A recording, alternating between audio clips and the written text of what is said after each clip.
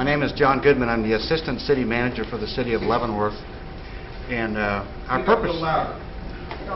Okay, can you hear okay now? Yeah. Our purpose here this evening is to provide some information and feedback on the stormwater utility that is proposed. Before I go too much further, I would like to recognize a couple of people that are here. Bob Euler is the chairman of the Stormwater Advisory Committee. Pete Zink is in the back, and Bill is here. Three members of our Stormwater Advisory Committee are here. We have consultants here from Black & Veatch who have been engaged in helping us in the design of the stormwater utility. Bob Benson and Blaine Bickle. We've been working together for well over a year. I'd like to advise you that three of our city commissioners are out of town this evening. In fact, they're traveling via air back from Washington, D.C. They've been there talking to the national leaders about areas of concern as they relate to our city. And Commissioner Terrian is traveling this evening, and Commissioner Tab Hunter is here in the audience. I appreciate you being here, sir. I've got a series of slides that I'd like to present to you, and I request that you hold your questions until the end, and then there will be an opportunity for you to ask questions.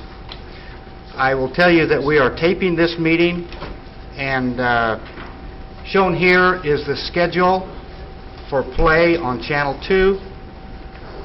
I've got another slide at the end of my presentation which has the same information, and there's a good chance that we'll try to schedule this in the following week a few times as well, because we want as many citizens as possible to be able to have a chance to look at this and get as much information as you can. I'd like to start off by talking about the concept of a stormwater utility. A stormwater utility must be expressly established and defined by an ordinance. And last Tuesday night in a work session, the guts of the two ordinances that were proposed were presented to the governing body, and that was an opportunity for them to look at the information and try to make initial decisions about it. The enabling legislation creates an organizational entity charged with specified stormwater management responsibilities. Rates are set by ordinance or resolution through a public process as appropriate. The entity so defined is intended to be financially self-sufficient. In other words, it has its own income stream, and that money can only be devoted to the work of that stormwater utility.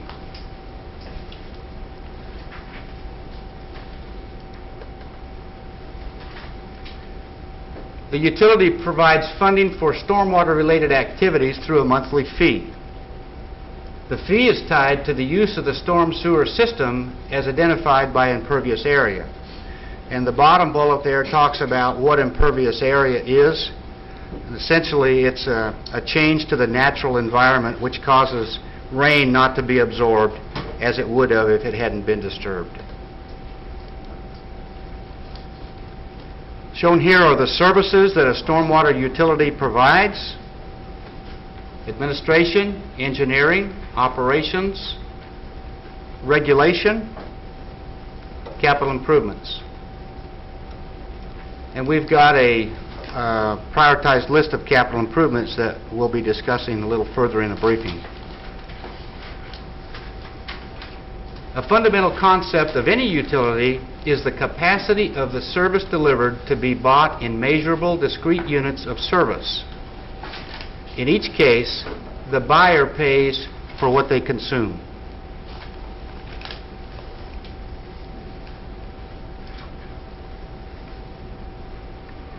How much one pays for stormwater services is related to the amount of stormwater management services consumed.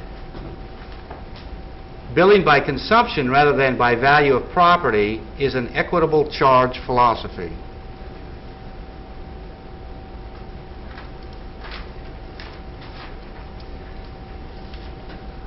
What then does a stormwater utility provide? The two components that I'd like to deliver this evening is the quantity and the quality. Quantity concerns the volume of water that the stormwater system has to deal with. It involves the planning, designing, constructing, and inspecting stormwater management devices and facilities. It also involves retention ponds, detention ponds, and other conveyances to get the water, in our case, to the Missouri River. And of course, if you're going to have a facility like that, you have to have a means to maintain it.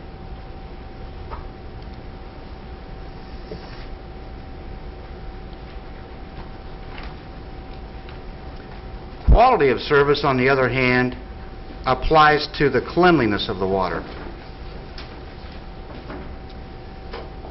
And here, planning, designing, constructing, and inspecting devices and facilities such as those listed here.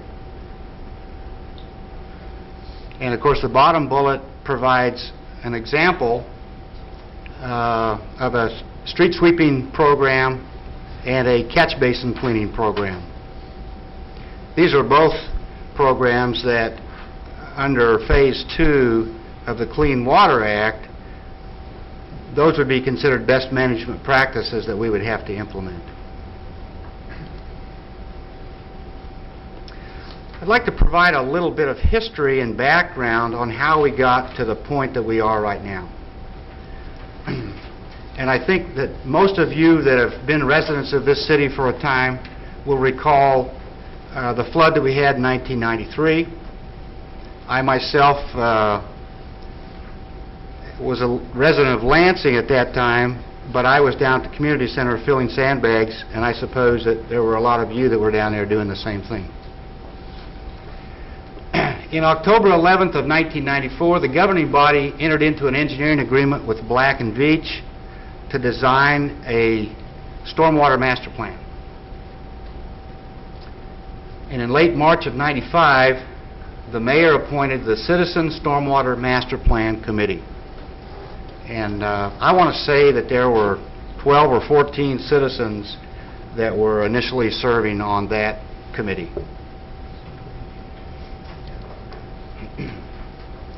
In 1999, the city of Leavenworth accepted the Stormwater Drainage Master Plan prepared by Black & Veatch.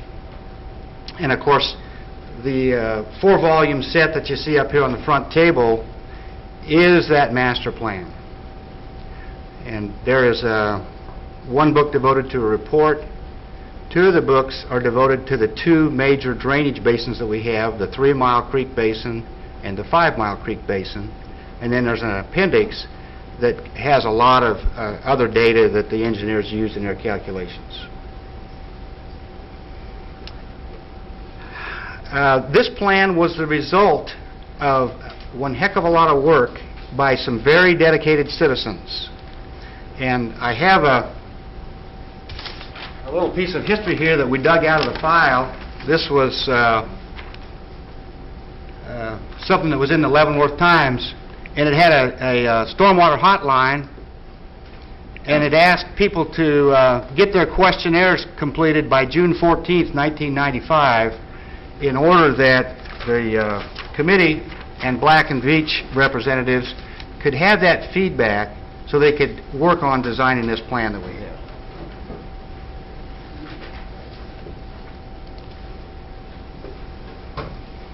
April the 25th of 2000, the governing body entered into a contract with Black & Veatch to assist in the formulation of a stormwater utility.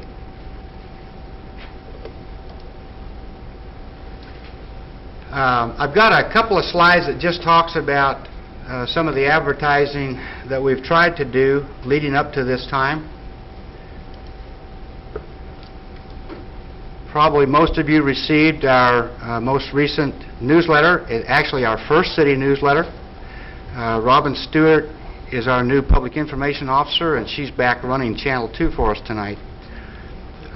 She's the architect of this, and there was an article in there on stormwater. This shows the city's web page. The web address is shown here, www.lvkas.org. There were about, well, this was posted on February the 1st of 2000. Shown here is one of the 6 slides that Robin has been running on Channel 2 since the 1st of February. Basically dealing with stormwater and the concept of a stormwater utility.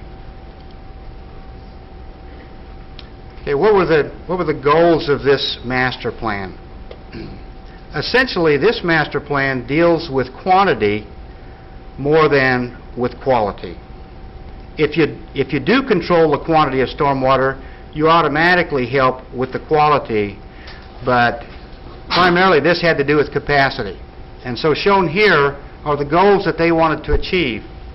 Now, a 10-year storm is one of the smaller storms that we would logically expect to have statistically, every 10 years we would expect to get a 10-year storm. And the idea was to prevent street flooding during a 10-year event. The second bullet talks about the 50-year storm. We're trying to protect the major arterials and the collector streets. And the last bullet talks about the 100-year event. We're trying to prevent flooding of structures that are immediately adjacent to these 2 large drainage streams that we have going through our community.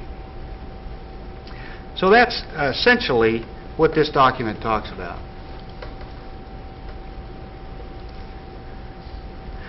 I think most of you got the handout this evening that shows those 56 projects.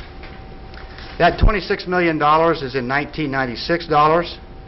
So anybody that, I saw Mr. Cos wince, anybody that knows how construction costs are going up, it would be much more expensive to do this work today and in the future.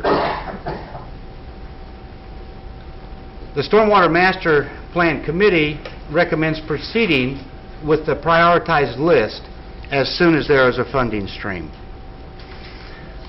I'd like to pause now and drag out my easel and just talk to you briefly about what this drainage basin looks like.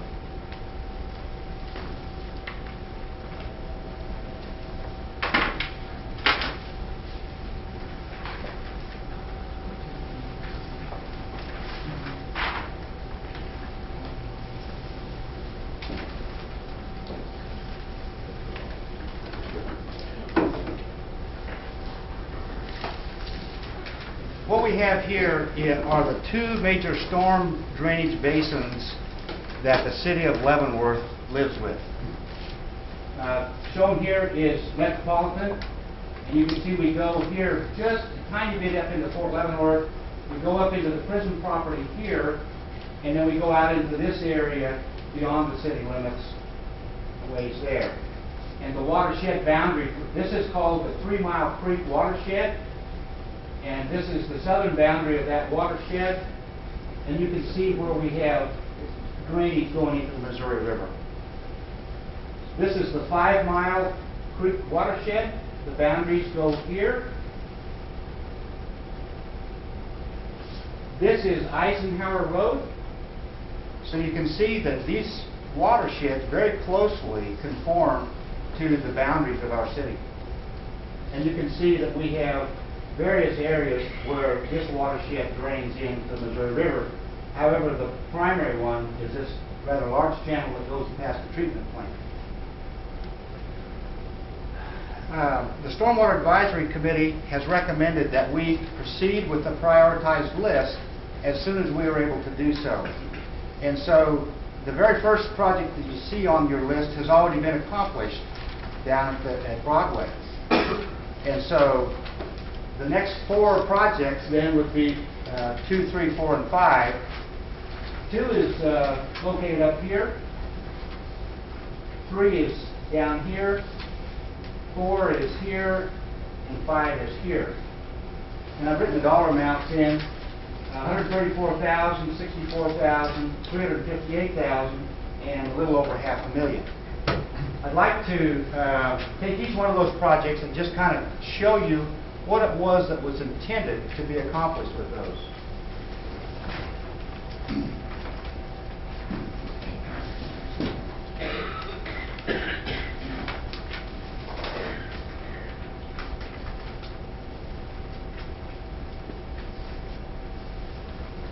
This is the number 2 list on that prioritized project list, $134,000. This is Metropolitan Avenue, and this is 14th Street. And essentially, it called for building a detention basin up here north of Metropolitan and a little bit of drainage work here. And of course, the idea is you capture that water, particularly on a small event, and you let it out with a small pipe. And so it saves you from building a whole bunch of infrastructure down here because you've slowed it down. Okay? So that's the concept for CIP project number 2. Shown here is CIP project. CIP stands for Capital Improvement Program. Number 3, $358,000. This is Vilas Street here. This is 16th Street. And you can see, not very well, but there are red areas on this map.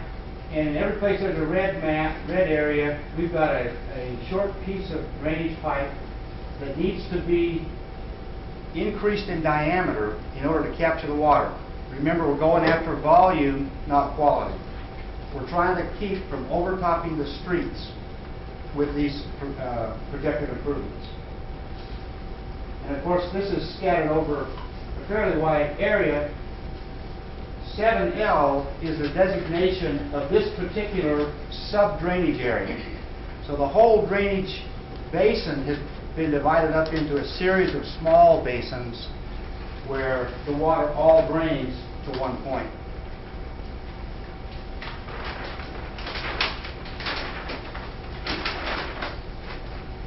Okay, project number 4 is a fairly small project. This is Shawnee Street, and this is 14th Street. And this one is not scattered out all over the place. It's obvious that there was a need for a new pipe that would go all the way down here. Once again, we're looking for capacity to avoid overtopping streets.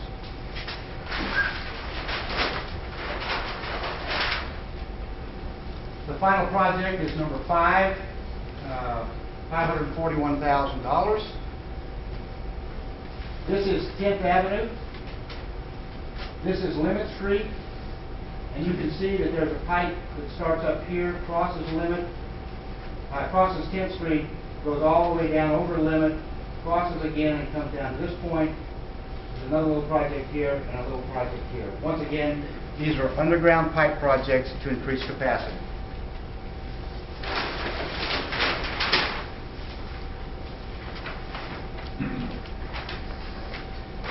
While I still have the lights up, I'd like to invite the Director of Public Works to come forward and give you less than 5 minutes, Mike, Okay. on his perspective of how we got to where we got with this program. Thank you, John.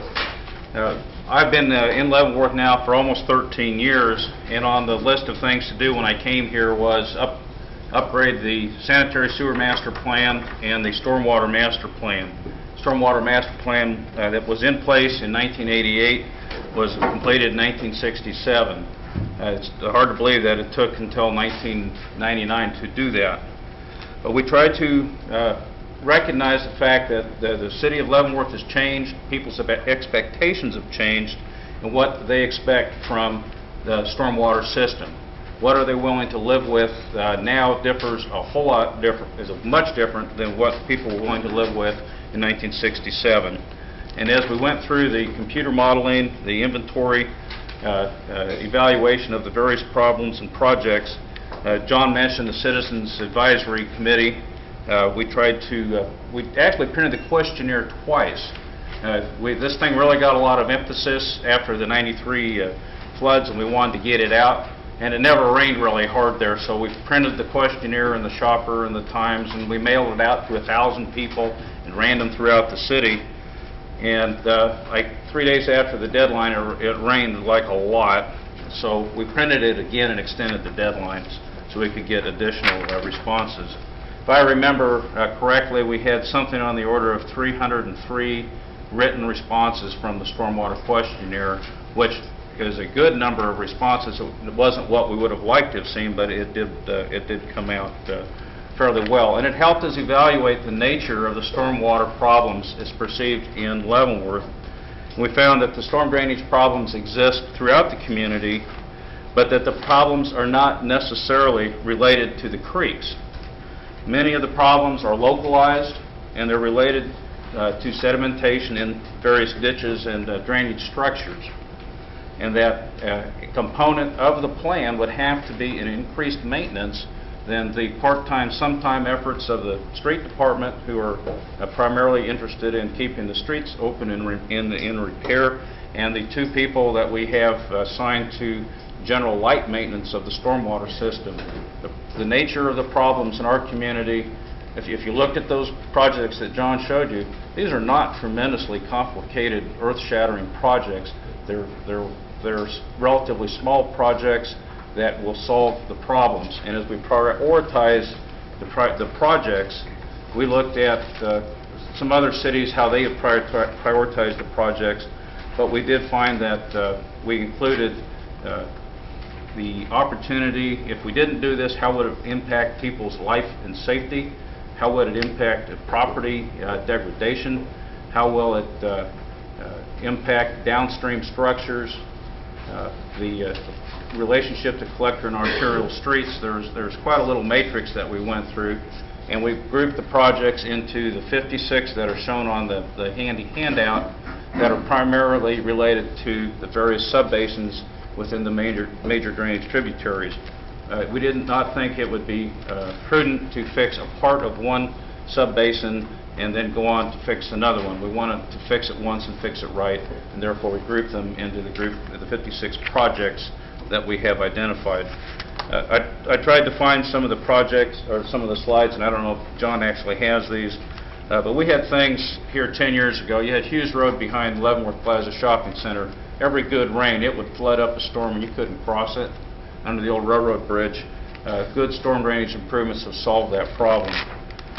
Wellington, I've got little pictures here that remind me of the bad times. Wellington, new entrance to that, has some problems.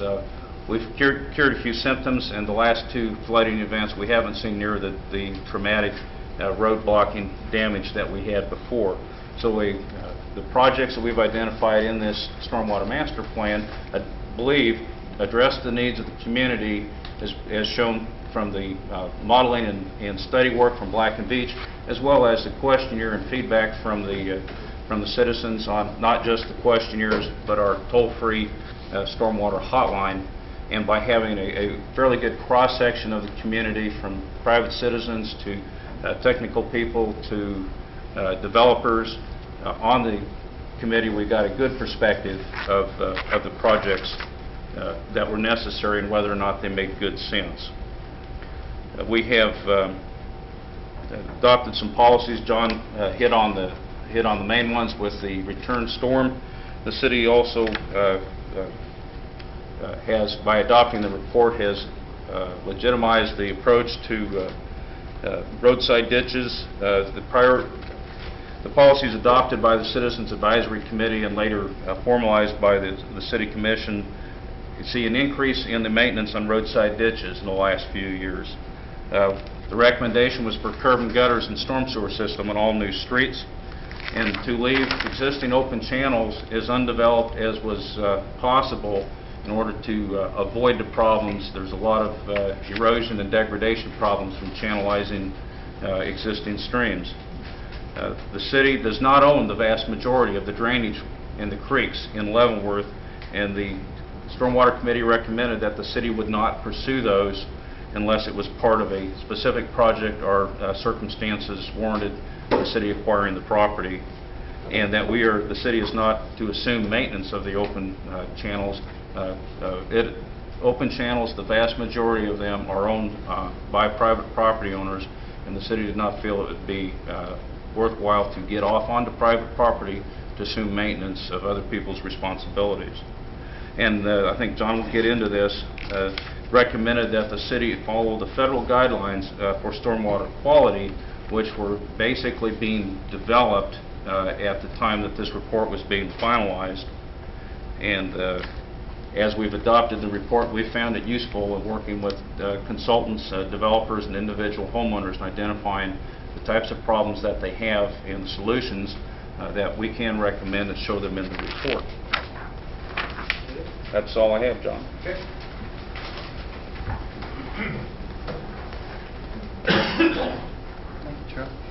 Bob, could you get the lights?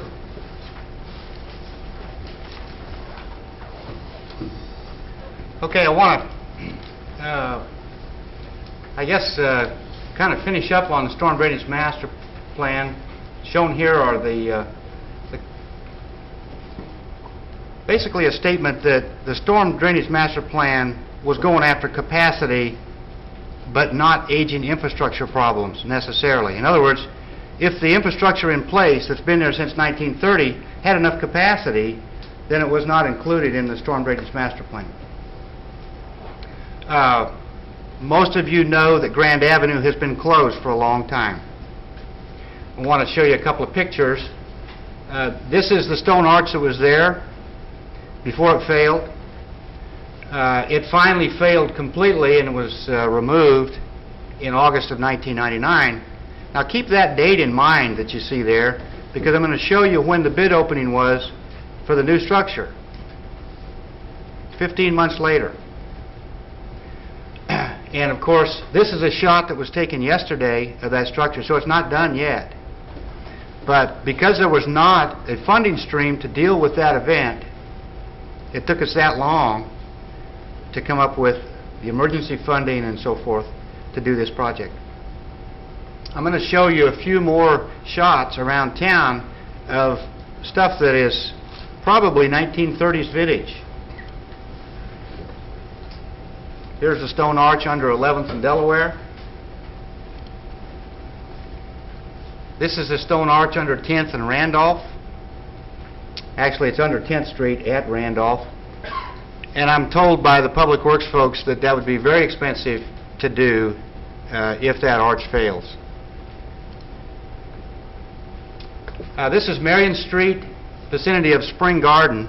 That is just south of the Municipal Service Center. This arch is starting to fail. This is a view from the road above. You can see the orange snow fence. That protects a sinkhole that is formed right beside the pavement. So, just like Grand Avenue, that's how Grand Avenue started. This is Potawatomi and Osage Street.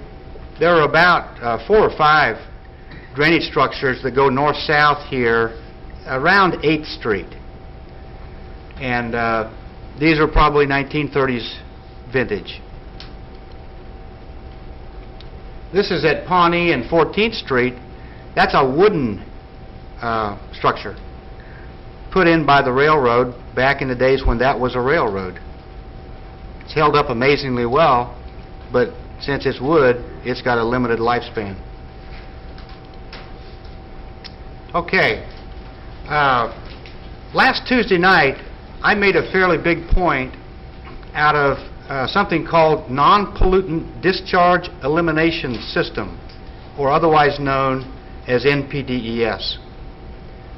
I want to just give you a little background on that topic and then discuss it as it relates to the problem that we have here.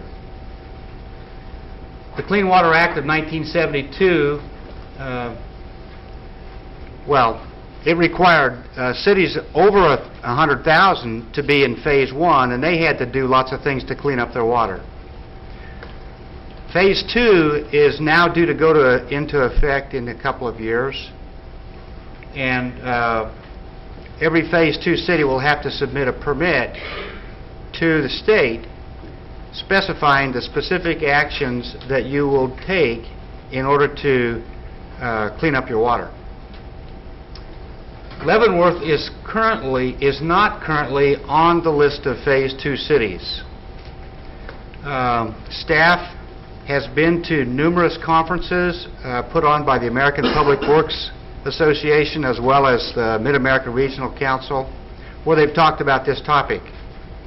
And the information that we have received leads us to believe that there's a very good chance that the city of Leavenworth will become a Phase 2 city. There's a couple of scenarios where that may occur. This is the charge that we would have if we were a Phase 2 city. Reduce discharge of pollutants from the storm sewer system to the maximum extent practical to protect water quality and satisfy the appropriate water quality requirements of the Clean Water Act. The program falls under EPA, but it's administered by Kansas Department of Health and Environment, otherwise known as KDHE. There are some minimum control measures. There are 6 of them, and essentially we're doing one of them right now through public outreach. I'll just quickly go through these.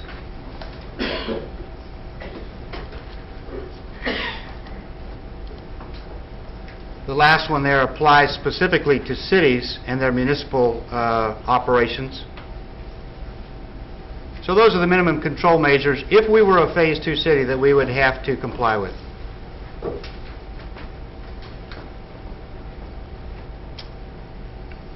Let me just finish off NPDES by saying that in order for you to be a Phase 2 city, you have to be an urban area with a population of 50,000. Now, Lansing and Leavenworth would be considered an urban area under their definition. Lansing, I believe, is a little over 8,000 now. City of Leavenworth is over 38. The 2000 census, when those figures are released, we may be over 50,000. I'm sorry, there's another component.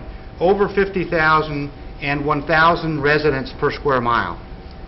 I think we easily meet 1,000 residents per square mile. If the 2000 census puts the 2 cities over 50,000, then we are automatically a Phase 2 city, and we would have to comply with these regulations. I called KDHE last week and talked to Rance Walker, who is the representative that deals with this at his level. He indicated to me that, yes, the city of Leavenworth should plan on being a Phase 2 city. So that is why staff is concerned about NPDES. But the truth is, we are not a Phase 2 city, and unless the state designates us as a Phase 2 city, then this would not apply. The final point that I want to make on this subject is the calculations that EPA gives us for the cost of being a Phase 2 city works out to about $130,000 per year, which amount pales in comparison to the work we have ahead of us in dealing with the stormwater issues that have been identified in this program here. So if you put it in perspective, it doesn't really matter much whether we're Phase 2 or not. With a $26 million list of projects, it really, NPDES pales in comparison. I want to talk about the stormwater ordinances that were proposed last Tuesday night now, and there were 2 of them, and they are distinct. Based upon last Tuesday night, the governing body, obviously, based on feedback that came back from citizens and checking on the database, discovered that we've got some problems with the calculations that are in the database right now. We took that data from the county tax records, and we are currently in the process of scrubbing that data. We've got a computer with planimetric overhead photos of the city, and we're going through verifying, particularly as it relates to commercial property, that those drainage areas are in fact correct. So the governing body has already indicated that they want to hold off on proceeding with the stormwater ordinance that would implement fees and regulations. They have indicated that they want to proceed with the charter ordinance. So let's talk about the charter ordinance and what that does. I'm sorry, I got a slide here that talks about additional errors in the database. Some of the impervious areas were not calculated correctly, and some non-residential properties, such as churches and schools, were not included in the total impervious area. Okay, first the charter ordinance. Essentially, a charter ordinance allows the city to exercise home rule and charter out of the requirements to comply with the state statute. And for cities of the first class, you do that through a charter ordinance. It also lays the groundwork for the creation of a stormwater utility, but does not set the fee structure or the other organizational rules. And the reason for that is you only want to do a charter ordinance one time, and then you use the implementing ordinance to deal with all of the details associated with cost and regulation and how the program is going to work.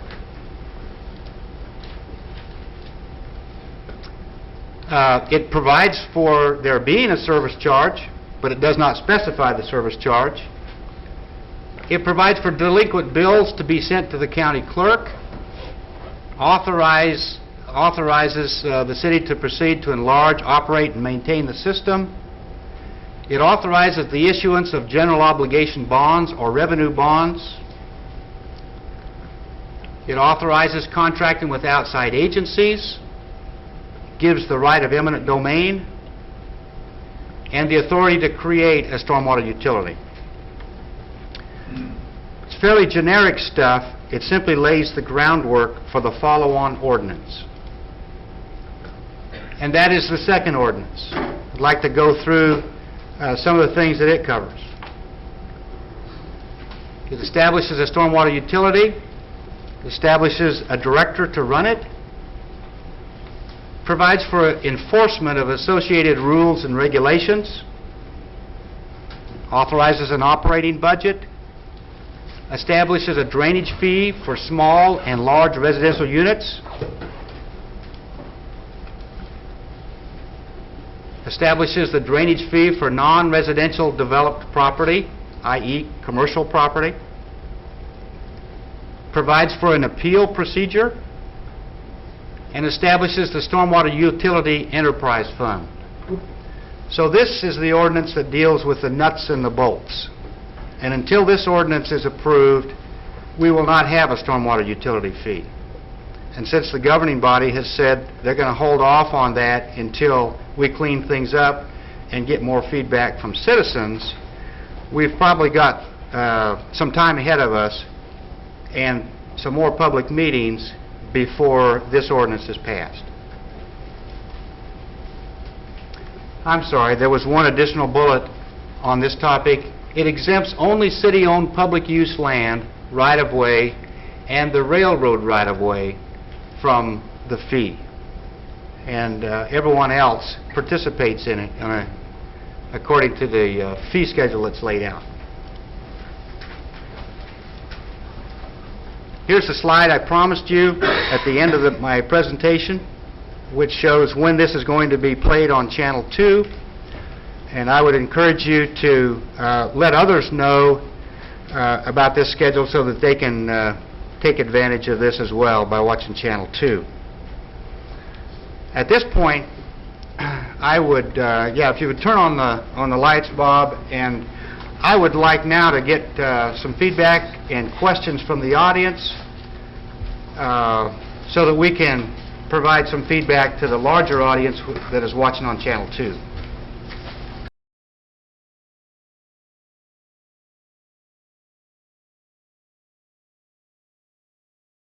What the city would be doing by adopting this charter ordinance would be chartering out that statute, which it can do. This is what Wichita has done. This is what Lawrence, Kansas has done. This is what Topeka wishes they had done. Okay. Yes, sir.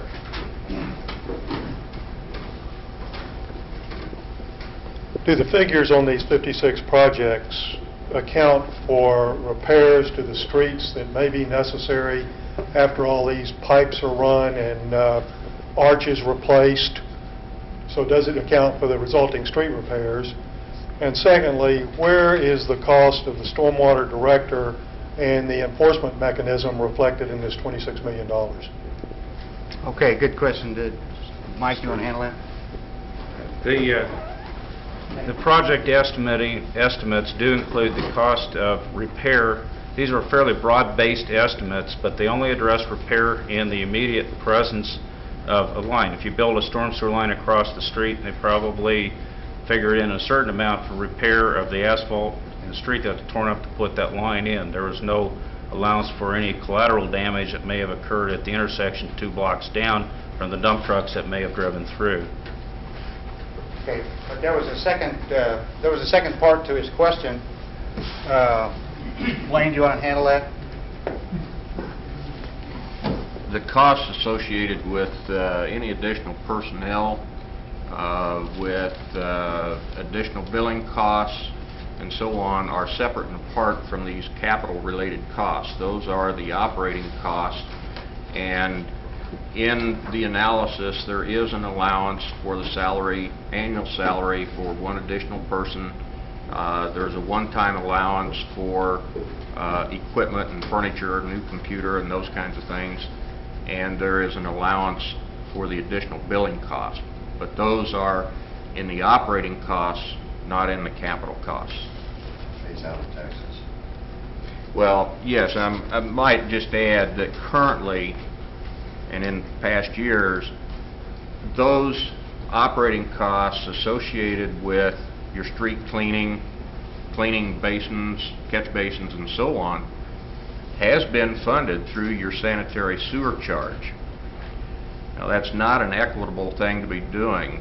With an enterprise, those monies that are collected through the sanitary sewer charge should be spent on treating wastewater, conveying and treating wastewater. The plan with regard to funding the stormwater utility is to phase out over 3 years. You know, we looked at some different options, and the final decision on that would be made by the commissioners. But we will phase out this money that is being spent from the sanitary sewer fund on stormwater maintenance at this time.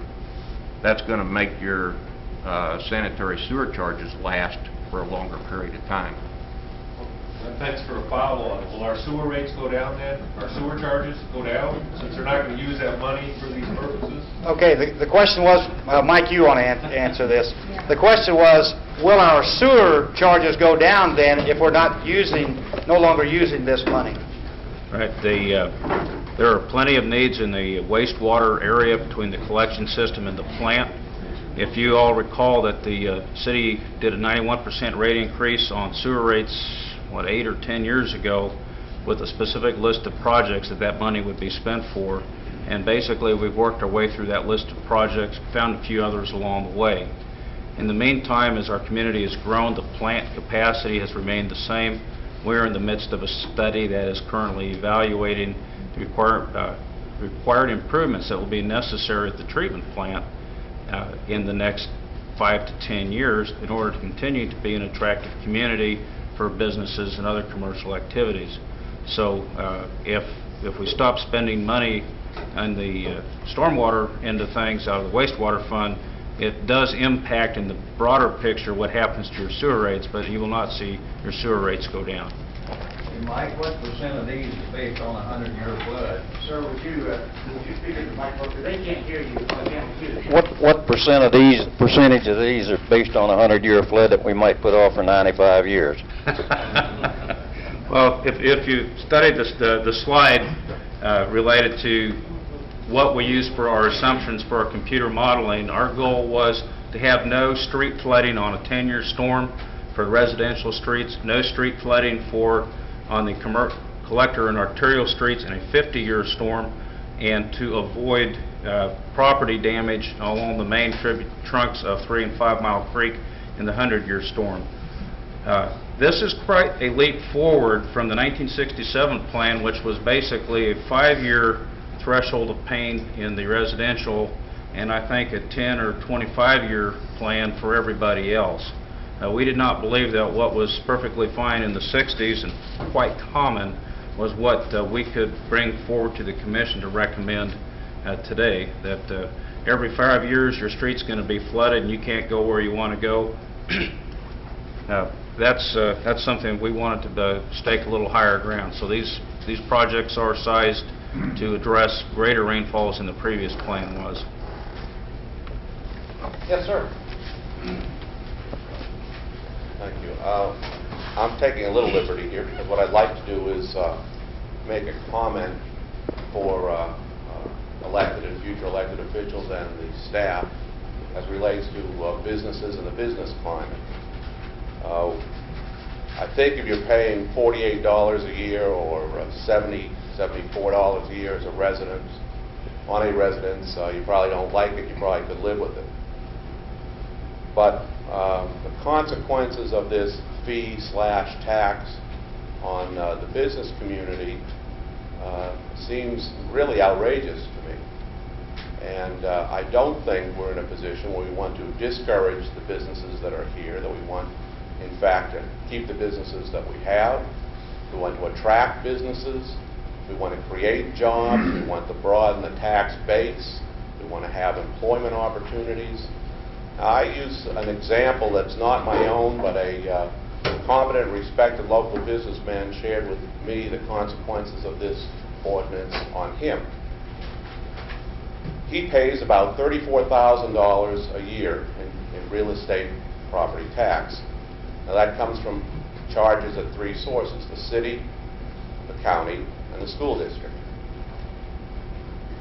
He has a business that actually is about 52,000 square feet and a paved lot that's probably equal in size.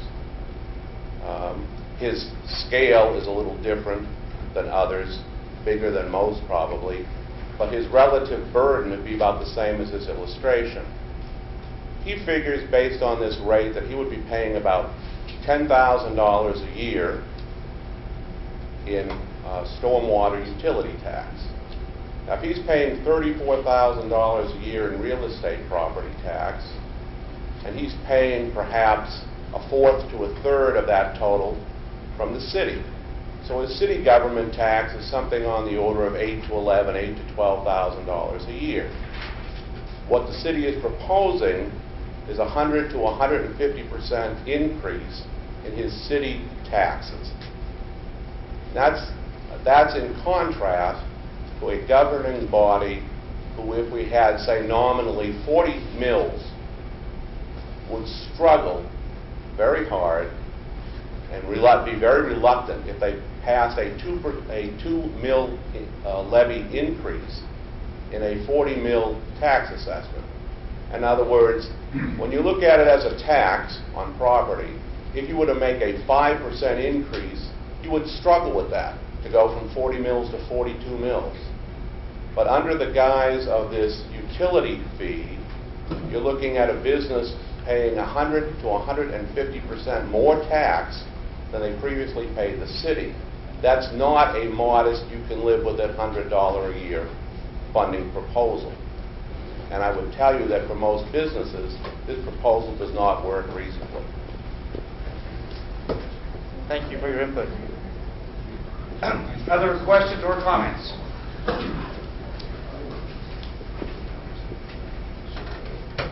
I've got several questions. In your estimates, have you included anything for right-of-way and engineering? Temporary easements, that's included? Okay. Not much. Not much.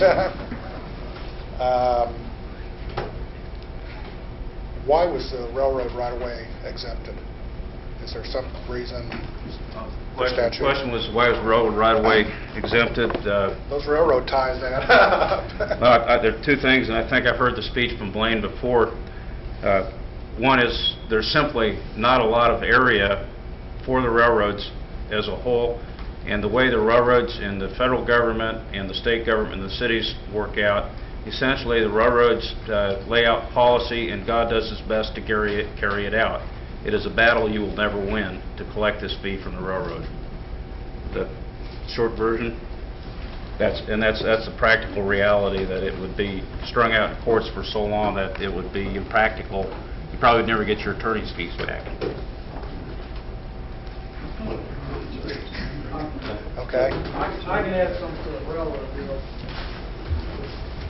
Most of the... Identify what you do for a living. I work for the Corps of Engineers in the real estate department.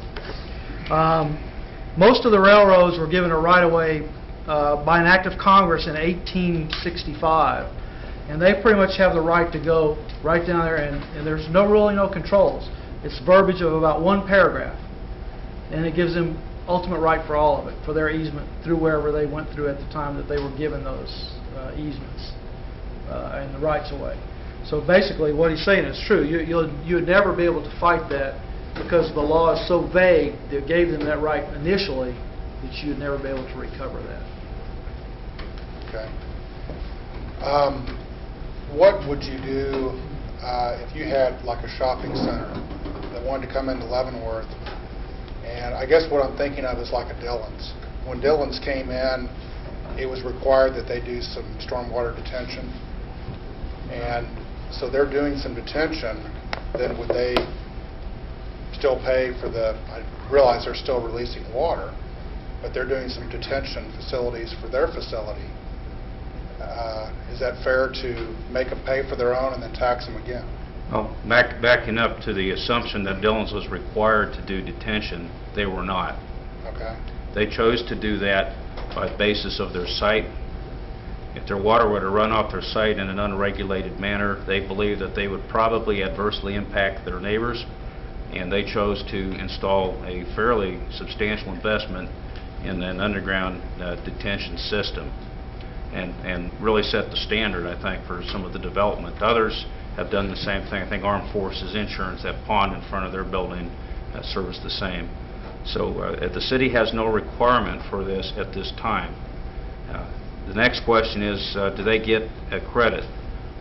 It's certainly something that we're going to have to wrestle with, because there's two parts to this equation. One is quantity, and one is quality, and in addition to both of those, you've got all the administrative expenses, and there should be some sort of an appeals process for related to particularly the non-residential customers who feel that their impact is not sufficient, or they've taken measures to reduce their impact. There needs to be a mechanism to reduce the fee. I don't know what that mechanism is. We have not set out any rules for that. I didn't know if it had been thought about or considered.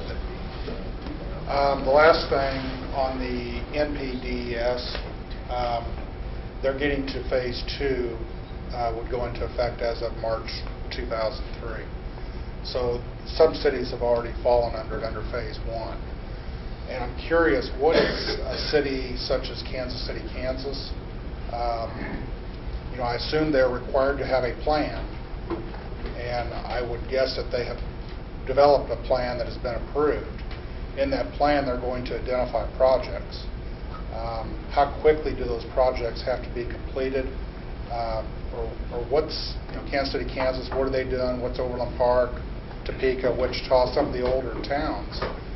What are they doing? How are they funding it? I know Kansas City, Kansas is going to be a challenge because some of those are still combined sewers. Bob, do you want to talk to that? Just hand the microphone to Bob. Well, I haven't been around a Phase 1 city to know everything that's going on, but I know the requirements are much more stringent, and they do have actual testing of the stormwater runoff to comply with. So they have some real problems. This has been a huge problem to the bigger cities, and luckily the Phase 2 requirements, at least at this time, do not come anywhere near that.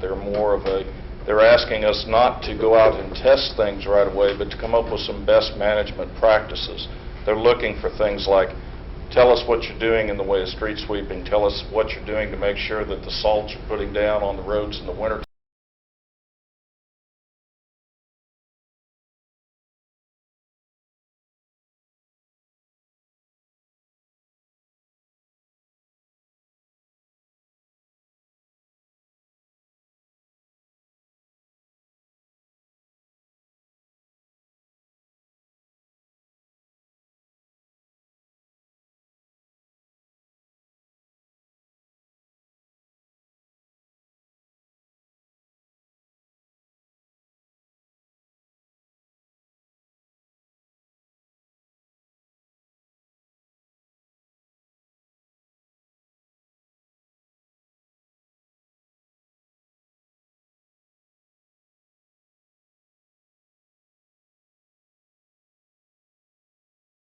Concerned about if we speed up the water, how is that going to impact on his, where he has a drainage that's going behind?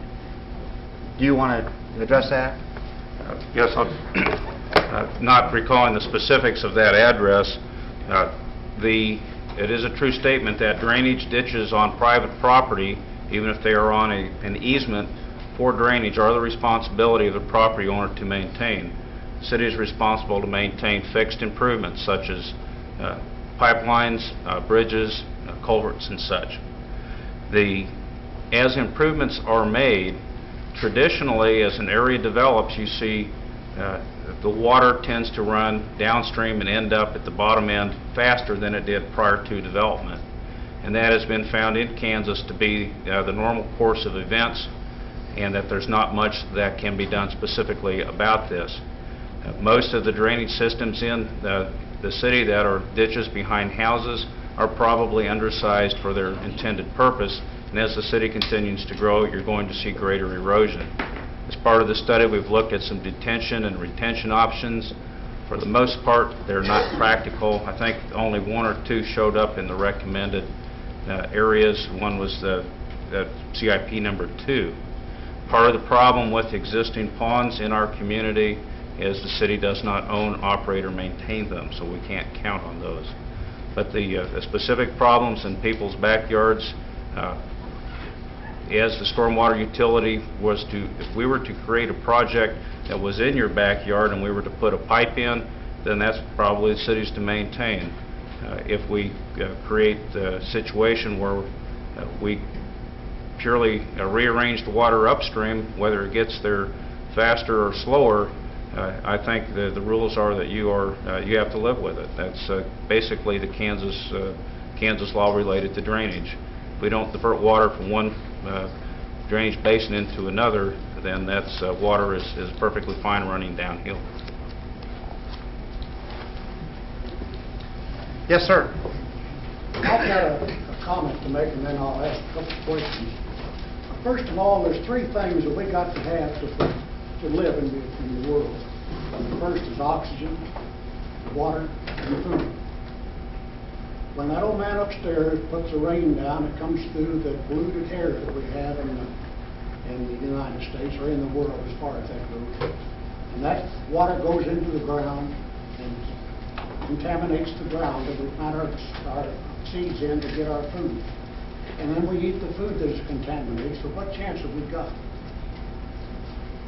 Was that a rhetorical question, sir? No, that's not a question, that's just a comment. Okay. The question I want to ask is this water system that is flowing off there, I think the other night I saw it on TV where he's going to charge 36 cents per 100 foot. Is that correct? The proposal was 36 cents per 100 square foot for commercial property. For commercial property. For commercial property. The other two fees, residential was divided into two separate classes. Those over 1,493, those larger than 1,493 square feet of impervious area, and those less than that amount. And the smaller amount was proposed to be $4 per month, and the larger class was to be $6.88 per month. However, that was simply a proposal, and now that we've identified problems with the database, we're going back and re-looking at that. So there's a good chance that that number is going to change. Well, I built my house up there in 1959, and they didn't have a street there on Osage. I mean, that was just a cow path running through there, and they finally put the pavement in. Then the ditch down below, between north of Osage there, that runs from David Burr School to down to Broadway as far as that road. And is that, the ditch down there, is that private property, or does that belong to the city? That's almost in its entirety private property, except where it crosses the Well, streets. can anything be done to that there for them to throw in trash and dead animals and everything else down there in that ditch? And on the heavy rain comes, it floods 13th Street there. That bridge goes underwater. Sir, if I could suggest, if you could get with Mike McDonald afterwards and explain that problem to him, perhaps we could recommend a solution for your particular concern there. Well, it's not only for me, but it's on down the line. They're clear down to Broadway as far as that goes. And I never have seen anybody walk up and down that ditch. I've seen kids throw stuff in there, and I've seen people throw their animals in there that've been dead and get out of the car and just throw them off in the ditch. And going down Cherokee or Shawnee or anything like that. Mm-hmm. And I'd like to know what's going to be done about that there. If that's polluting the water that's going down and so on. Yeah. And if we're going to pollute one part of it, we might as well pollute it all and forget about the whole thing. And I guess in response, if there were a funding stream for a stormwater utility, then one of the duties of the stormwater utility is to perform maintenance on the drainage ways. Well, they have a drains that goes down through there from the street that goes down to this ditch. And I can't see dumping water onto a public, I know they wouldn't dump the water on my property, I'll tell you that now. But why are they dumping it on those down there? Then if that is private property, why are they dumping it down there? Okay, I guess water runs downhill is the only Yes, it sure does. response I could give to that. Yes, sir. Are schools considered commercial property? And the reason I bring this up, and I know you said $36 is going to be adjusted up or down, we don't know. What I'm worried about is, and you're calling a fee, not a tax, but Alan down here, he starts getting taxed $36 a square, 100. 36 cents. Okay, 36 cents a square feet, 100. I'm starting to worry that his LOB right now, according to Governor Graves, is trying to get more money per student. This fee is now going to become a tax when he goes up against the LOB next year or whenever this takes place. So what I'm trying to say is that we have to finance our kids to go to school. What became a fee to him becomes another tax to us. In other words, for him to pay this fee, it's going to become a tax to the citizens of this community. Because having been on the school board for 12 years, I know we've got a lot of cover on our play yards and that sort of thing. I don't know if gravel considered would be hard surface like pavement or not. But also the city and some of the county buildings, they're going to have to raise money to pay your fee or our fee, and that's going to come to us as another tax. So I'm really concerned about that, especially the school system.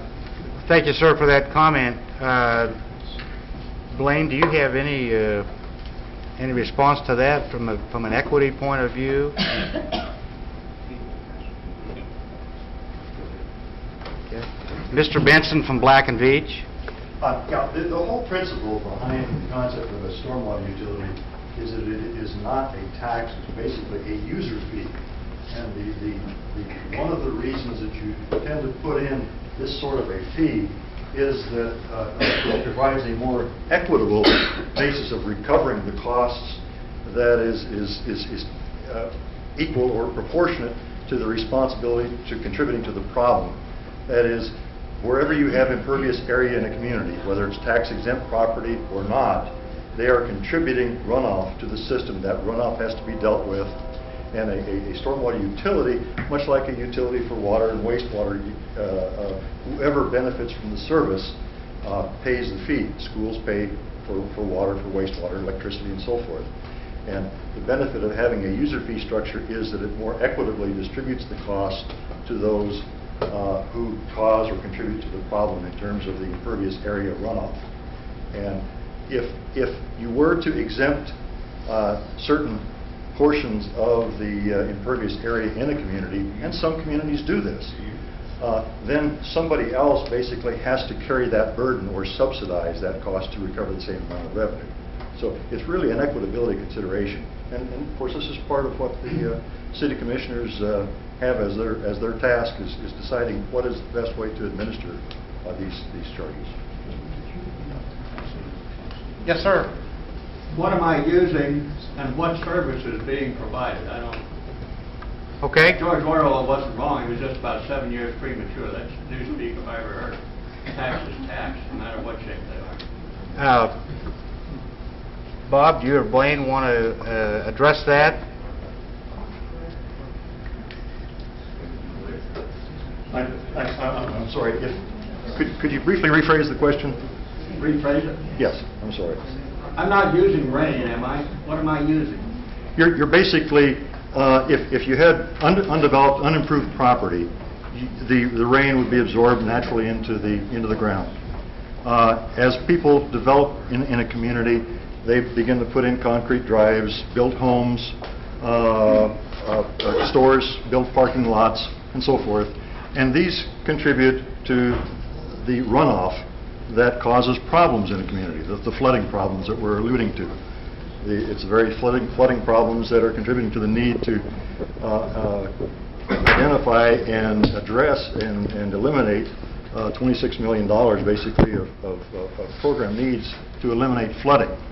And if those programs are to be carried out, there has to be a funding source.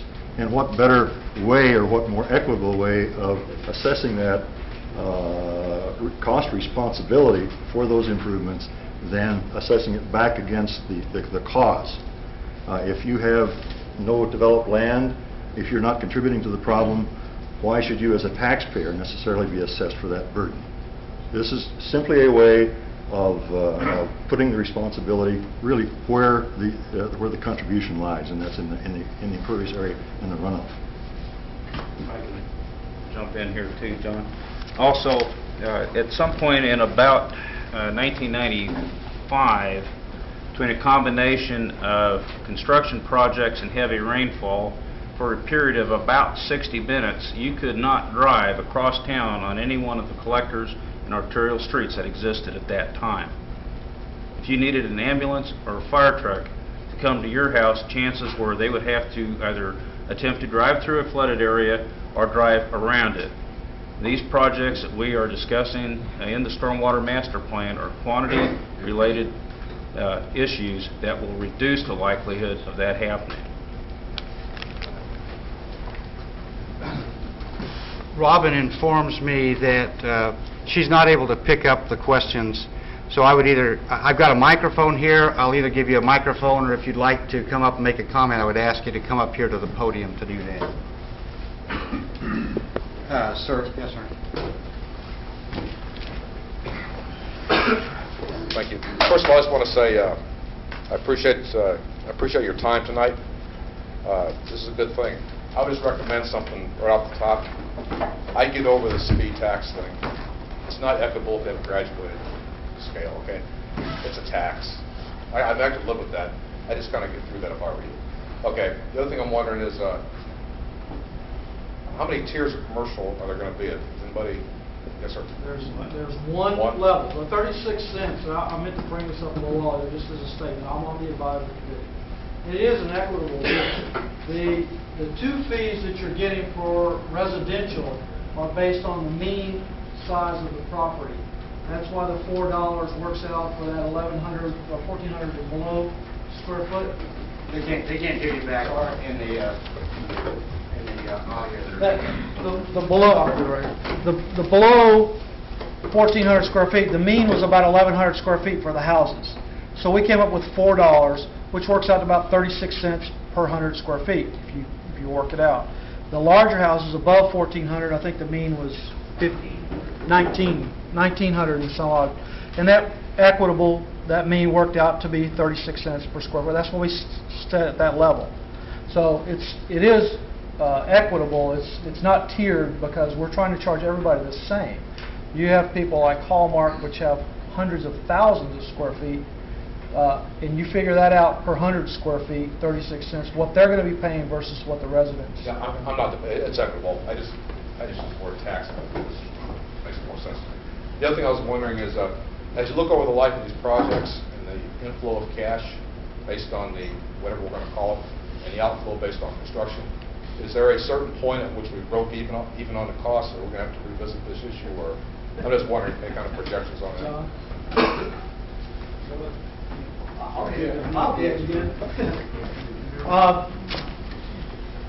These first four projects, I mean, several of the proposals we gave to the commission